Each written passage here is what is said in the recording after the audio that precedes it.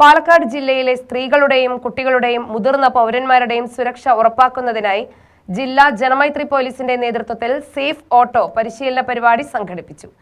ജില്ലയിലെ വിവിധ police station പരിധികളിൽ നിന്നുള്ള തെരഞ്ഞെടുക്കപ്പെട്ട ഓട്ടോറിക്ഷ ഡ്രൈവർമാർ പരിശീലനത്തിൽ പങ്കെടുത്തു. ജില്ലാ ക്രൈംബ്രാഞ്ച് ഡിവൈഎസ്പി PM ഗോപകുമാർ പരിപാടി ഉദ്ഘാടനം ചെയ്തു.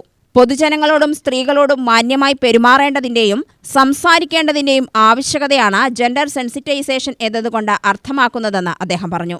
യാത്രക്കാരോട് മര്യാദയും ബഹുമാനവും പുലർത്തണം. അനാവശ്യ ചോദ്യങ്ങളും സ്വകാര്യ കാര്യങ്ങളിലെ ഇടപെടലുകളും ഒഴിവാക്കുക. രാത്രി യാത്ര ചെയ്യുന്ന സ്ത്രീകൾക്ക് പ്രത്യേക പരിഗണനയും സഹായവും നൽകണം. അവരെ സുരക്ഷിതമായ സ്ഥലങ്ങളിൽ മാത്രമേ ഇറക്കാൻ പാടുള്ളൂ.